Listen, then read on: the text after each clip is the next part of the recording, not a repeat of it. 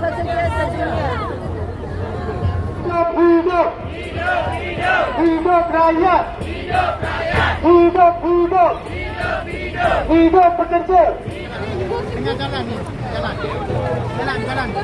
Bekerja bersatu, bekerja menang. Bangkit pekerja. Hidup rakyat.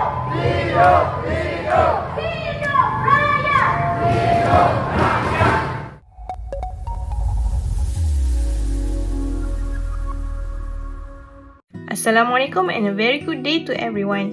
Today our group will be presenting a contemporary human resource issue under Chapter 5, Payment System and Working Hours. The issue we have chosen is low average wage at the Phnom Penh Sdn Bhd. Low wage remain one of the most pressing challenge in today's workforce. It affects not just employees' well-being, but also the overall performance of an organization. Before we begin, let me introduce the members of our team. First, Hazrin Ashwad, Nur Syazwana, Siti Aina, Fatin Nurfarhana, and Nur Aziemah. Hi everyone, I will begin by explaining the payment system in human resources. The payment system refers to how employees are compensated for their work. A good payment system is important because it ensures that employees are paid fairly, accurately, and on time.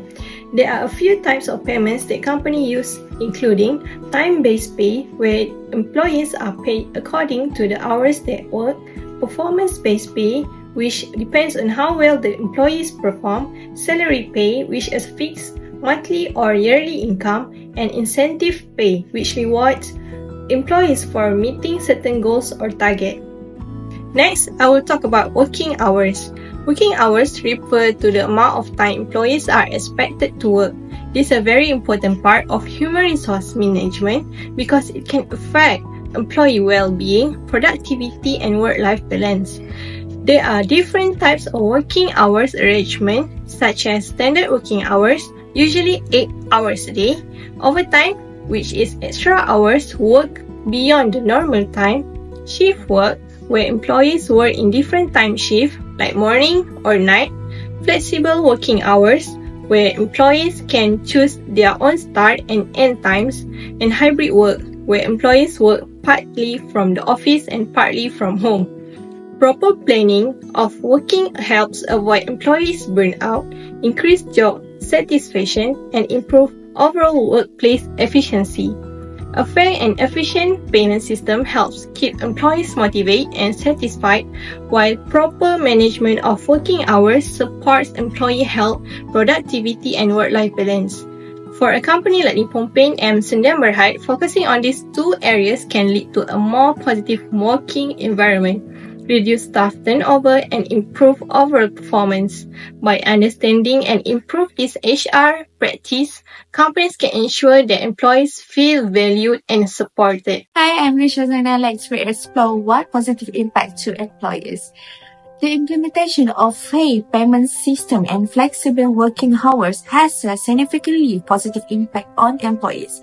These practices foster greater work engagement and loyalty, as employees feel valued and trusted by their employers. As a result, they are more likely to remain with the organization over the long term and will reducing the turnover rates. Furthermore, such policies enhance the company's ability to attract skilled and talented individuals, particularly those who seek a healthy work-life balance. Flexible working arrangements contribute to a better quality life, allowing employees to manage personal and professional responsibility more effectively. This, in turn, improves overall motivation and result in higher job satisfaction. When employees are well compensated and supported with adaptable work schedule, their productivity and commitment to organization goals tend to increase significantly. Okay, so let's take a look what positive impact to organization if they practice a low wage to employees. While low wage practices are often viewed negatively, it is important to recognize that they may offer certain short-term advantage from a business perspective. For a company like Nippon Paint Malaysia, maintaining lower wage expenses can lead to reduced overall operating costs. This cost-saving measure allows the organization to relocate funds to other strategic areas, such as research, development, marketing campaigns, or the introduction of new product lines.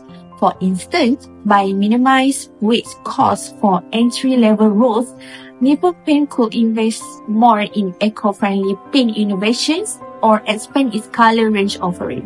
Additionally, lower labor costs can enhance the company's ability to offer competitively priced products.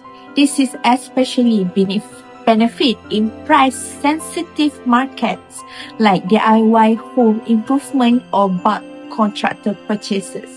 For example, by keeping production costs low, Nippon Paint can price its product more affordable than competitors such as Dulux or Johnson, ultimately strengthen its market position. Alright, so hi and a very good day everyone. So this part I will be presenting about the negative impact, which is first, before we start, I will be honest, no one wants to work hard, full time and still struggle to survive. That's exactly what happened when employees are paid low wages. Let me walk you through the real impact of this issue, not just theory but in the content of the real company like an Nippon Paint Malaysia. Alright, so first, the impact of employees. Low wages can quietly destroy morale. When workers feel underpaid, they lose a motivation. They start asking themselves, why should I give my best if I'm not even valued? For example, a production staff at Nippon Paint earning below 1,500 may start doing just a minimum, no extra effect, no initiative, and no loyalty. Right, next come mental stress. Can you imagine working 8 hours a day and still needing a second job at the night just to pay your bills? That's not just exhausting, it's dangerous to your health and your family life. At the end, low wages create a team that's physically present but mentally check out. Alright, now the impact on employers. For company, the damage is just as real. So first is high turnover. When people don't feel rewarded, they leave, and when they leave, the company spend more on interview, training, and onboarding again and again. Second, company end up with a culture that relies too much on overtime. That's not a productivity, but it's a pressure. And finally, the legal side. If employees file complaint to the JTKSM, the company can face fines, investigation, or worse, which is a public blacklist. One viral complaint on social media is all it takes to damage the brand image. So let's be clear, low wages are not just a personal issue, they are professional threat to both employee well-being and company success. So to conclude, low wages may seem cost-effective in the short term, but the long-term effects are damaging. It leads to stress worker, low productivity, and eventually a high turnover rate. In the content of Nippon Paint Malaysia, the issue can be treated both to the company's stability and reputation. That's why fair and suitable wages are not just about helping employees, they are important investment in the future success of organization. Thank you. My part is potential consequences of not addressing the issue. Employee. Okay, first one is high turnover rate. Many employees may leave the company to find better paying job elsewhere. Second is low moral and motivation. When efforts are not rewarded, employee not interest perform poorly. Third is poor work-life balance. Poor life balance, having relies on overtime leads to stress, fatigue, and less time with family. Last part is healthy and safety issue. The healthy and safety issue is tired work are more likely to get sick and injured, threatening overall safety. Organizational consequences. First is productive decline. Productive decline is unmotivated employee work slower and make more mistakes. Next is reputational risk. Reputational risk is new about low wage can harm the company public image and trust. Next, difficult in talent attracting. Skill education may not apply due to unattractive salary. Next, increase operation costs. Hiring and training new staff repeatedly become expensive. Last part is legal risk. Legal risk, if weak law are broken, the company will face legal threatening or action, or penalty. That's all. In this part, I will share 5 solutions to the issue of unpaid overtime. First, companies should have a clear overtime policy. They should set a rule, for example, a maximum of 4 hours of overtime per day. All overtime must be paid according to Malaysia labor law. This rule should be included in the worker contract or handbook. Second, companies should use a digital clock in and clock out system.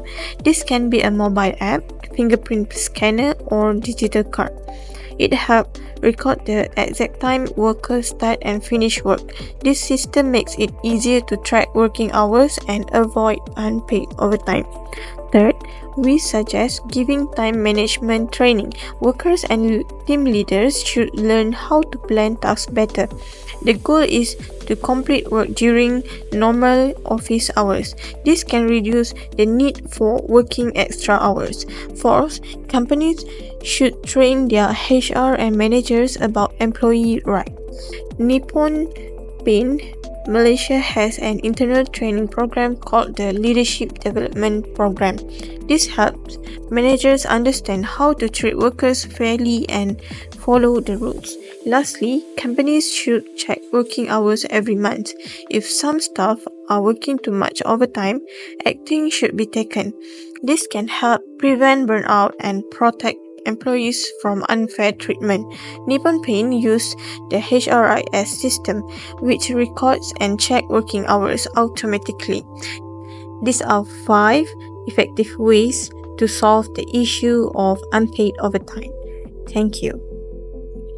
Let's summarize what we have learned from this issue.